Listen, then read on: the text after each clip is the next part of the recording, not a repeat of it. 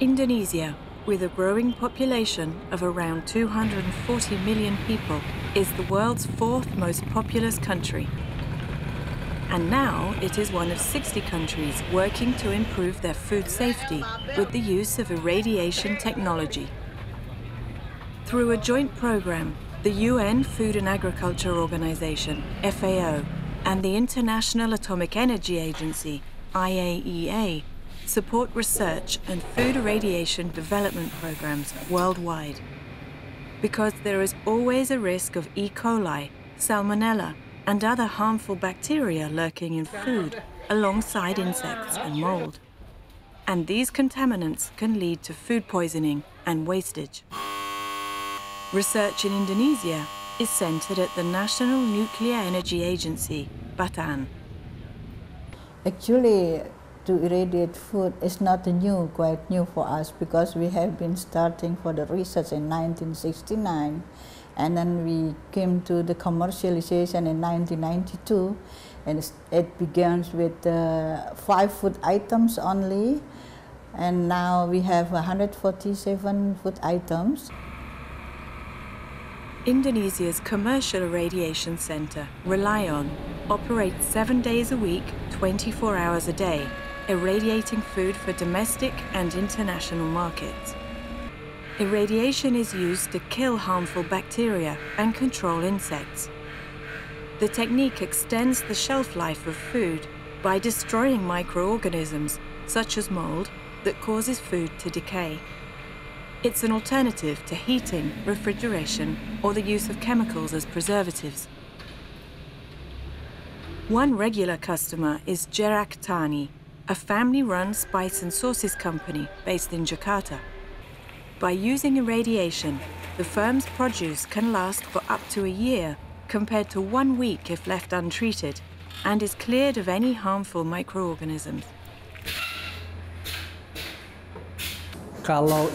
We use irradiation to control any possible contamination from bacteria that could be found in the raw materials we need for our products. The nuclear agency is also using irradiation technology to produce safe, sterilized meals for people with weak immune systems who are more at risk from foodborne infections. Research scientist Sri Wahyuni is taking part in this project. She was diagnosed with breast cancer in 2007 and has undergone chemotherapy. My immunity body is low, so I want to improve it. And I believe this food is better because it's sterile. So the nutrition may be the highest condition.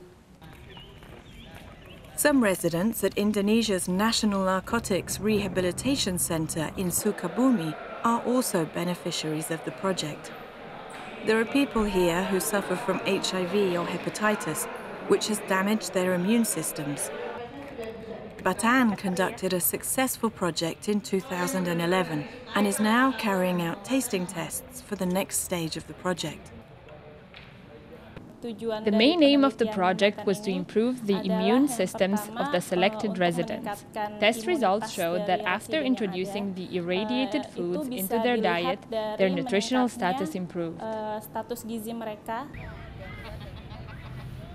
Indonesia has a wealth of exotic fruits and a high potential for export, but international controls to stop the spread of pests like fruit flies can be a hurdle. As part of the IAEA and FAO program, entomologists at BATAN are researching the right amount of radiation to use to control bugs that infest fruit. If the project is successful, Indonesia's fresh produce could be reaching new markets in the future. This beneficial use of nuclear technology will bring an economic boost to the whole country.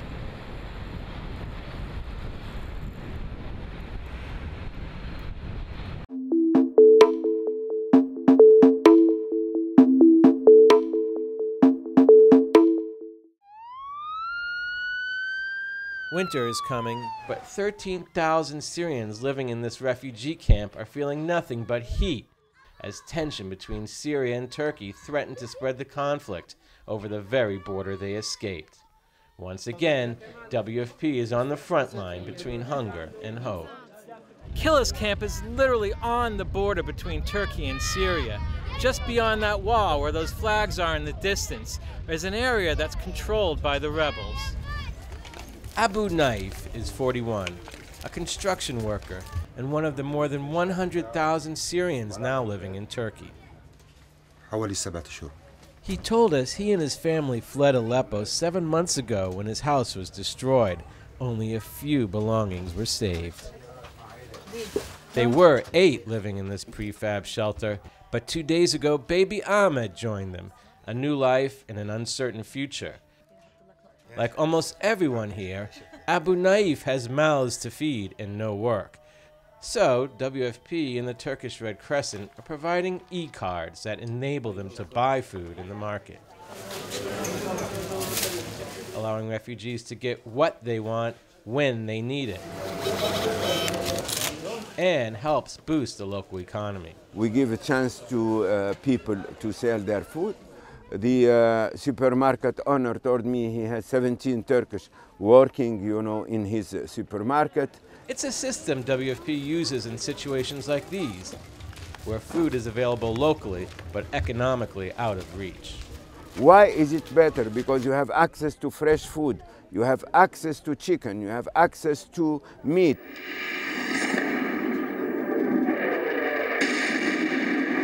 Small luxuries like a TV can be less of a comfort and more a painful reminder of what's happening back home. Abu Naif has his hands full these days, but at least feeding his family is one less thing he has to worry about.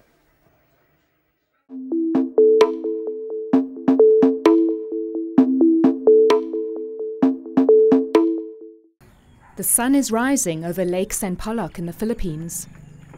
And another busy day begins for Lily Brule. She has to start early to get everything done. With her husband working overseas, she's raising her 4 children on her own. My husband decided to go abroad in the year 1998. He went to Riyadh, Saudi Arabia, and my husband told me to stop working and take good care of the children.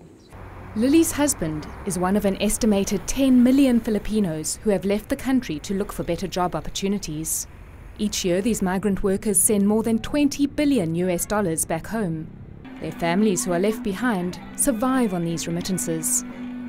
It's a flow of money that is vital for the economy, but very little of it is saved or invested. On top of that, millions of people, like Lily, decided to stop working once their family member got a job overseas, because in the Philippines they could earn very little themselves. So they now depend solely on this money from abroad.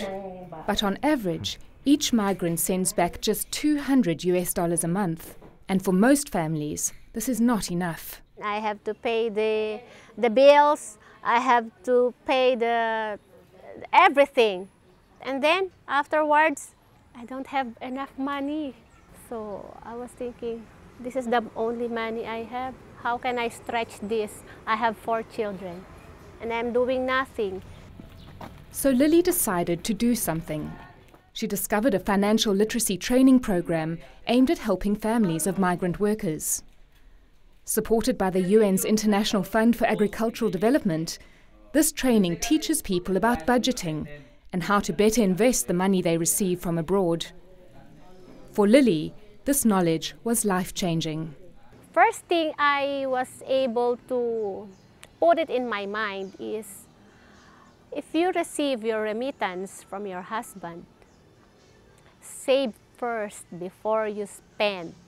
It also makes me realize that I have to be ready for the reintegration of my husband. Because if I am not going to prepare, and who will prepare for us? Lily realized that for her husband to come home and not leave again, she would have to find a way for them to earn enough money in the Philippines. With the skills she got from the training, she set out in search of investment opportunities. And one day, she found what she was looking for. With money saved from her husband's remittances, Lily decided to invest in a fish farm.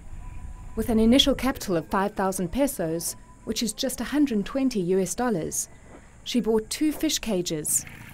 And what happened after the first harvest was a huge surprise.